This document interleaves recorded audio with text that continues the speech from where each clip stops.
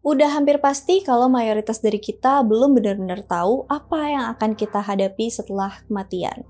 Sebagian dari kita mungkin percaya kalau setelah mati jiwa kita akan mendapatkan kenyamanan di surga atau sengsara di neraka. Sebagian lainnya mungkin percaya kalau setelah mati kita bakal melalui siklus kematian dan kehidupan yang berulang dalam reinkarnasi, di mana kita nantinya akan terlahir kembali dan menjalani kehidupan lainnya. Kita sendiri mungkin akan ngelakuin hal yang terbaik yang bisa kita lakuin selama kita hidup di dunia, supaya nantinya bisa terhindar dari kesengsaraan setelah kita meninggal. Terlepas dari perbedaan kepercayaan kita masing-masing, ada sebuah kitab yang bisa bantu kita buat menghindari sengsara di alam maut setelah kita mengalami kematian. Kitab ini akan dibacakan ke seseorang yang sudah meninggal, terus suara dari pembacaan kitab ini akan bisa terdengar oleh jiwanya di alam maut. Suara bacaan dari kitab ini bakal jadi pembimbing yang akan bantu jiwa seseorang terbebas dari sengsara. Kitab ini disebut The Tibetan Book of the Dead. Apa itu Tibetan Book of the Dead? Ini adalah sebuah kitab dari ajaran agama Buddha di Tibet. Berisi suatu naskah yang biasanya dibacain ke seseorang yang sedang sekarat atau baru aja meninggal. Sedikit konteks, Tibetan Buddhism atau yang biasa disebut aliran Vajrayana agak beda sama tradisi ajaran agama Buddha umum lainnya, seperti Theravada dan Mahayana. Agama Buddha Tibet lebih menggunakan praktik tantra dalam ritual-ritualnya sebagai jalan yang lebih efektif buat mencapai pencerahan. Ini tuh kayak semacam praktik ritual yang lebih visual, kayak yoga, atau bacain mantra-mantra sebagai bagian dari teknik meditasinya. Kalau misalnya kalian penasaran, aku kemarin sempat ke Tibet, terus aku bikin story di Instagram aku. Kalian bisa cek di Instagram aku @aurelvalen. Agama Buddha Tibet juga lebih menekankan transmisi ajarannya lewat garis keturunan. Praktik-praktik dan ajarannya itu diwarisin secara turun-temurun lewat garis langsung para guru dan pengikutnya. Jadi orang asing itu belum tentu bisa serta-merta masuk mengimani ajaran agama Buddha Tibet gitu aja. Tetap bisa sih, tapi jarang. Kalaupun diterima convert, mereka artinya juga harus jadi seorang murid yang akan mewarisi ilmu praktik dan ajaran agamanya dari sang guru. Mereka juga menganggap hubungan guru dan murid ini adalah suatu hal yang fundamental. Murid atau pengikutnya jadi gerbang bagi para guru untuk menjadi pengajar yang baik. Begitu juga para murid melihat guru sebagai jalan menuju pencerahan.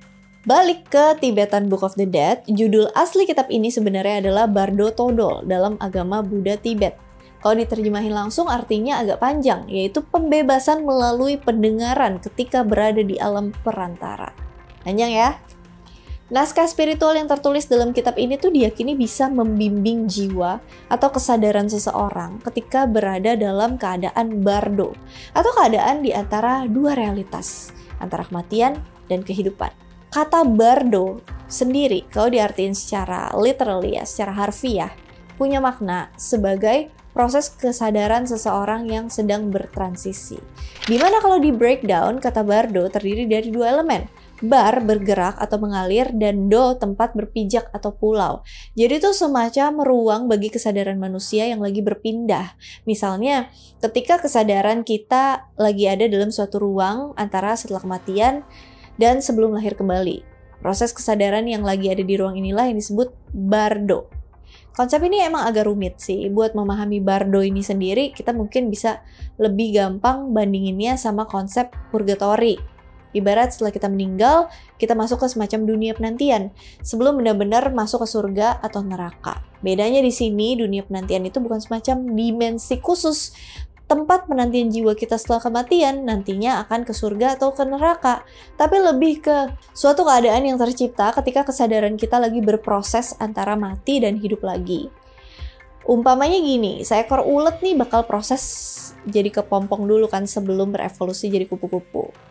Buat jadi kepompong, tubuh si ulet bakal ngeluarin zat-zat dan enzim-enzim yang bakalan jadi cangkang kepompong. Selama di dalam kepompong, kita nggak tahu pasti apa yang ulet itu rasain. Ya iyalah, kita kan bukan ulet ya.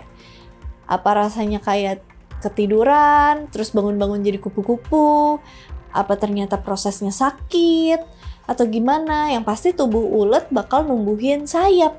numbuhin kaki, ngubah badannya, dan lain-lain. Sama kayak gitu. Di sini yang berproses adalah kesadaran kita sebagai manusia. Kesadaran kita yang bertransisi, berproses, berevolusi sebelum nantinya kesadaran kita jadi inkarnasi manusia yang baru lagi. Proses kesadaran kita bertransisi ini yang disebut bardo. Kepercayaan Buddha Tibet sendiri menganggap kalau proses bardo ini sepenuhnya terjadi di dalam pikiran. Jadi meskipun udah meninggal, sisa kesadarannya masih ada dan masuk ke dalam keadaan bardo dulu. Bukan kayak meninggal terus jiwa kita lepas sepenuhnya dari tubuh fisik terus masuk ke sebuah dimensi atau ruang penantian kayak purgatori tadi. Jadi di sini harusnya udah mulai jelas perbedaan konsepnya ya, Gik. Mungkin teman-teman yang beragama Hindu atau Buddha yang meyakini proses reinkarnasi bisa lebih mudah memahami konsep ini. Jadi simpelnya keadaan bardo adalah suatu keadaan waktu kesadaran kita lagi melakukan proses transisi antara kehidupan mati atau hidup lagi. Biasanya seorang lama atau sebutan guru di agama Buddha Tibet bakal merapalkan naskah dari kitab ini ke seseorang yang baru meninggal atau lagi sekarat, kayak yang tadi aku ceritain di awal. Karena konsep tadi, anggapannya ketika kita baru meninggal, sisa kesadaran kita masih ada, sedang melakukan proses bardo. Nah, jadi waktu ketika para lama ngebacain naskah kitab ini, suaranya tuh bisa didengar sama kesadaran kita yang lagi ada di alam bardo. Kenapa kesadaran kita harus dibimbing kalau nantinya kita bakal melewati proses itu? Karena lingkaran kematian, lahir kembali, mati kembali, hidup kembali tanpa akhir, ini adalah lingkaran kesengsaraan. Lingkaran yang disebut sebagai samsara. Udah pernah aku bahas, cari aja video aku yang ngebahas samsara ya. Baru kok videonya. Harapan emasnya kenapa kesadaran kita harus dibimbing itu supaya kita terbebas dari samsara. Ketika kesadaran kita akhirnya mencapai tahap pencerahan yang sempurna, kita akan mendapat nirvana, kebebasan yang utuh, tidak lagi harus menjalani lingkaran samsara tanpa akhir. Jadi sesuai dengan judul asli kitab ini, Bardo Todol, upaya pembebasan yang bisa didengar ketika kesadaran kita ada di alam perantara ini tuh agak lebih kompleks ya dari sekedar doa yang dibacakan untuk orang mati. 6 jenis bardo. Sebenarnya Tibetan Book of the Dead sendiri memahami konsep bardo yang terbagi ke dalam 6 jenis. Bisa dibilang tahap-tahap bardo yang dialami sama kesadaran kita. Keadaan bardo atau keadaan ketika kesadaran kita berada di luar kondisi mati dan hidup itu bisa juga terjadi sebelum tubuh fisik kita meninggal. Nah, di setiap jenisnya, ketika kesadaran kita masuk ke dalam keadaan bardo, ada potensi spiritualnya masing-masing buat mendapatkan pencerahan. Yang pertama, ada bardo of life, yaitu bardo yang terjadi dalam kondisi masih punya kesadaran penuh, atau yang mungkin dalam kehidupan kita sehari-hari gini. Di bardo inilah kesadaran kita bisa bikin keputusan tentang apa yang akan kita lakukan atau tidak. Di bardo ini kita bisa membimbing kesadaran kita buat lebih berbuat kebajikan dan dapetin kesadaran penuh. Kemudian bardo of dream, yaitu bardo yang terjadi ketika kita bermimpi di dalam tidur. Ketika kita tidur, mimpi sebenarnya kesadaran kita lagi ada di dalam keadaan bardo. Di mana dalam bardo ini visual yang ditampilkan menjadi mimpi adalah manifestasi dari karma kita. Pada bardo ini, kesadaran kita bisa dibimbing buat lebih mampu memaknai simbol-simbol karma yang dilihat dalam visual mimpi. Sampai akhirnya kita bisa mengendalikan mimpi atau lucid dreaming. Ini juga udah pernah aku bahas video tentang lucid dream, kalian cek aja. Yang ketiga, bardo of meditation, yaitu ketika kita berada di dalam praktik meditasi. Atau di sini berarti ketika kita sedang melakukan ritual-ritual keagamaan Buddha Tibet. Pada kondisi bardo yang ini nih, kesadaran kita biasanya akan bertabrakan dengan ego dan ilusi tentang hal-hal duniawi. Misalnya kayak kita berdoa tapi sebenarnya jauh di dalam hati kita ngelakuinnya buat sekedar dianggap paling suci. Di tahap ini, kesadaran kita bisa dibimbing buat menyadari kekosongan jiwa, kekosongan diri, bahwa kita bukanlah apa-apa, cuma nothing, sehingga kita bisa jauh mengungguli ego. Yang keempat, Chikai Bardo, artinya bardo yang terjadi ketika kita ngalamin kematian, mulai dari waktu-waktu terakhir tubuh kita sekarat, sampai benar-benar menghembuskan nafas terakhir. Di bardo ini, kesadaran kita mulai ngelihat realitas yang sebenarnya. Tentang dunia, jiwa, lingkaran kehidupan, dan lain-lain.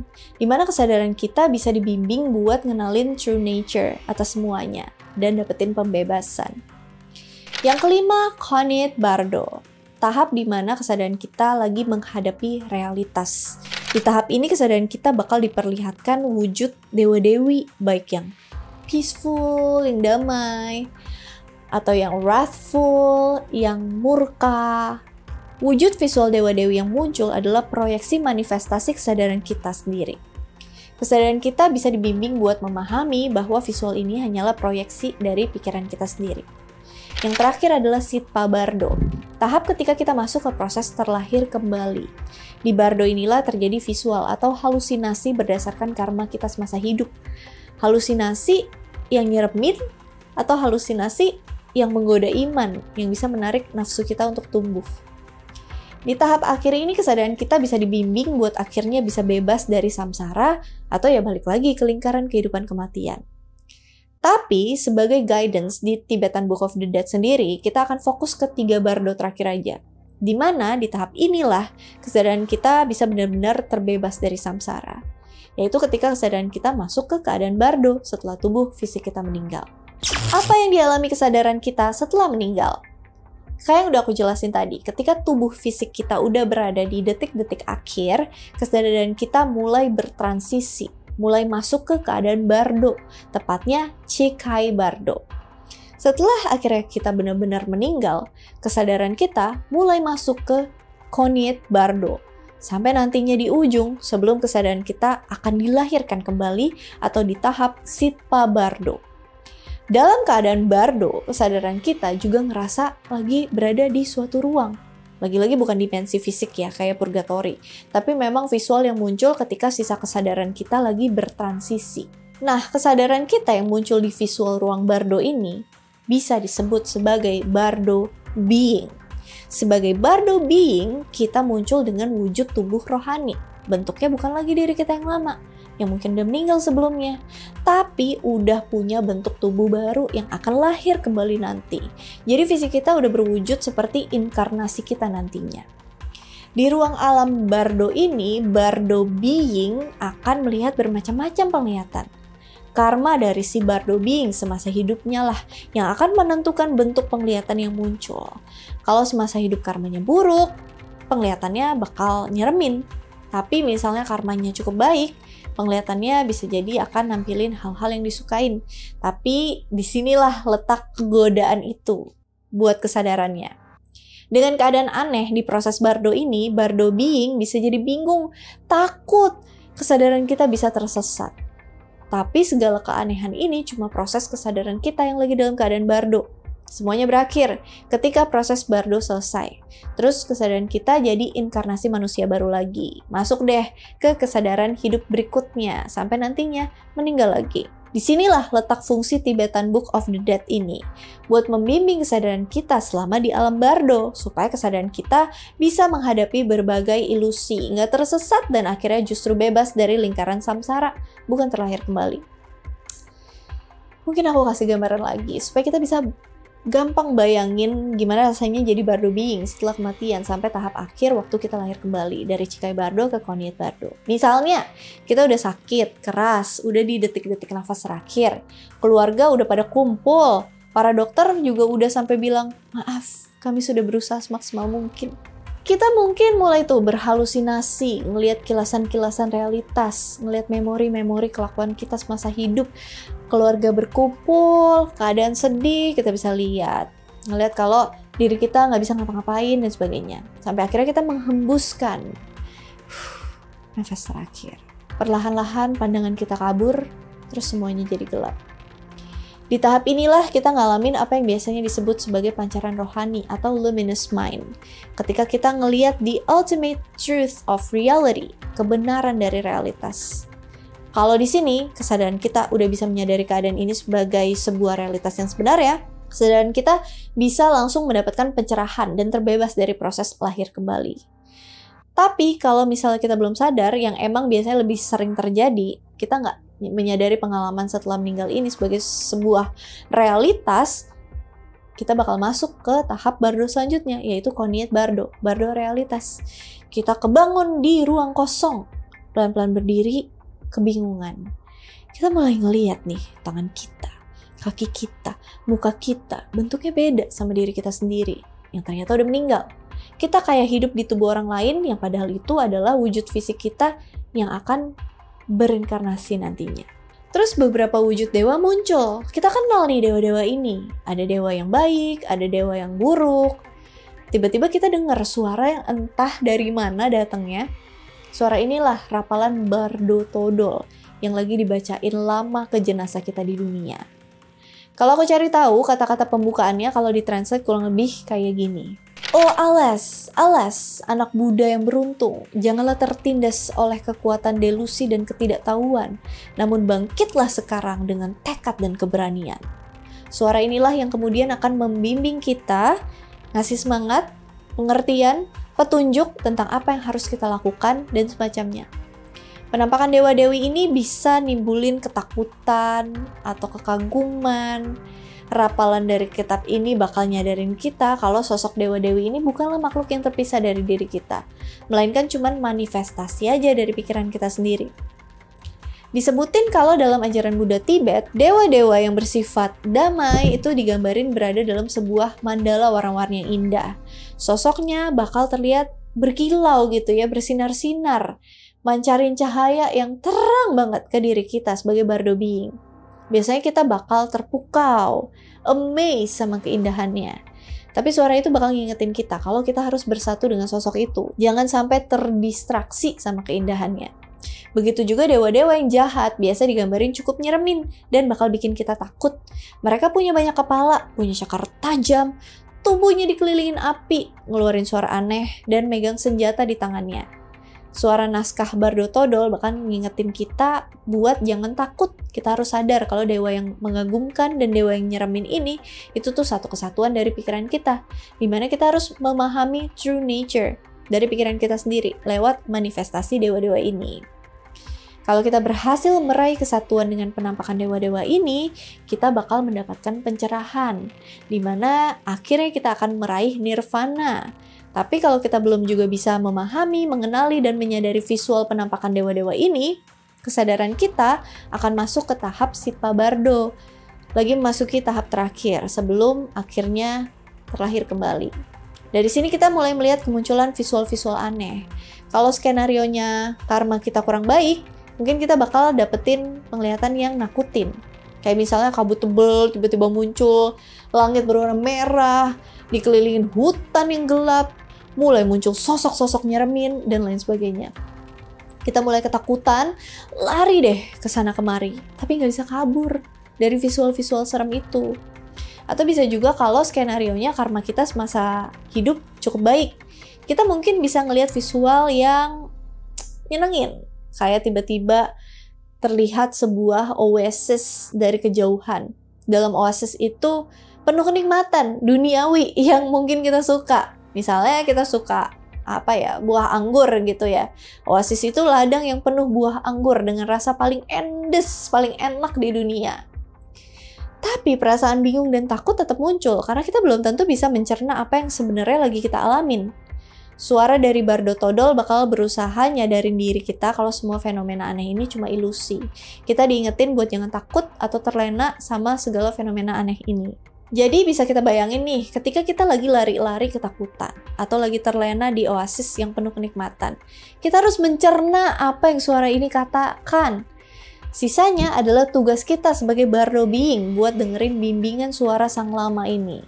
Mungkin keluarga kita dan lama yang lagi rapalin naskah kitab ini berharap kalau kita benar-benar bisa berhasil ngikutin guidance-nya. Kita bisa mulai berani, kita sadar apa yang terjadi, mengenali true nature tentang segala realitas ini, dan menghadapinya sampai kita bisa mendapatkan pencerahan sampai mencapai nirvana.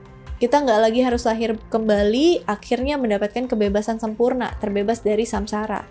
Atau bisa juga kita gagal memahami bimbingan suara itu, jadi kesadaran kita tetap terlahir kembali dan masih berada di lingkaran kehidupan dan kematian.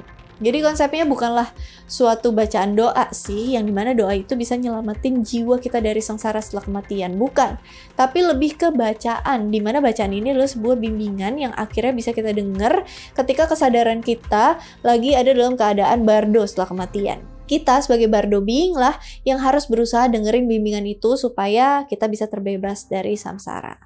Sejarah singkat Tibetan Book of the Dead. Origin dari kitab Bardo Todol ini diperkirakan berasal dari Padmasambhava, seorang mistikus yang memperkenalkan Tantric Buddhism ke Tibet sekitar abad ke-8. Kitab Bardo Todol diajarin ke salah satu muridnya yang bernama Yeshe Chogyal, yang kemudian nyembunyiin naskah kitab ini. Sebelumnya naskah Bardo Todol emang dianggap sebagai sebuah terma atau harta karun yang harus disembunyiin. Dipahaminya, naskah ini cuma bakal dirapalin dalam waktu-waktu genting, ketika banyak kematian massal terjadi, misalnya waktu wabah Black Death, supaya lebih banyak orang bisa mencapai nirwana. Naskah ini terus tersembunyi sampai kemudian ditemuin sama Karma Lingpa sekitar abad ke-14. Dia buka dan mulai ngajarin naskah ini. Bertahun-tahun kemudian, manuskrip dari kitab ini sampai ke tangan Walter Evans Wentz, seorang antropolog asal Amerika Serikat yang jadi pionir dalam studi agama Buddha Tibet ke dunia barat. Walter Evans Wentz, orang yang pertama yang nerjemahin naskah kitab ini ke dalam bahasa Inggris dan mempublikasikannya tahun 1927. Dia juga yang memberi judul The Tibetan Book of the Dead, yang mungkin terinspirasi dari The Egyptian Book of the Dead. Mungkin karena terjemahan judul aslinya panjang kali ya, jadi biar gampang aja. Tapi ya ternyata versi terjemahan Walter Evans Wentz ini sangat terpengaruh sama paham teosofinya sendiri. Nggak benar-benar terjemahan mentah dari translasi Buddhanya. Jadi versinya agak bias. Tapi justru karena pengaruh paham teosofi pribadinya ini, The Tibetan Book of the Dead bisa meluas dan justru ngasih pengaruh ke ide-ide nilai kehidupan banyak tokoh masa itu. Background dari Walter Evans Wentz emang bisa dibilang sangat erat sih sama paham teosofi. Ayahnya jadi spiritualis dan teosofis, meskipun sebelumnya udah dibaptis dan memeluk agama Kristen. Waktu remaja, Walter tertarik sama teosofi setelah baca buku-buku karya Madame Blavatsky yang banyak dikoleksi sama ayahnya. Seru loh, aku pernah bahas teori Madame Blavatsky. Kalian cek aja video yang itu. Gampang carinya. Keywordnya tulis aja Gicrelia atau Aurelval, terus belakangnya apa yang mau kalian cari. Misalnya Blavatsky, ya udah Gicrelia Blavatsky atau Aurelval Blavatsky gitu. Kalian harus nonton video itu sih, seru banget. Gak lama setelah itu, dia ikut bapaknya nih pindah ke San Diego dari New Jersey, dekat dengan daerah Lomaland, tempat headquarter of Theosophical Society berada. Terus dia gabung sama kelompok itu tahun 1901. Di umur 24 tahun, dia ngambil kuliah jurusan agama filsafat sejarah di Stanford University.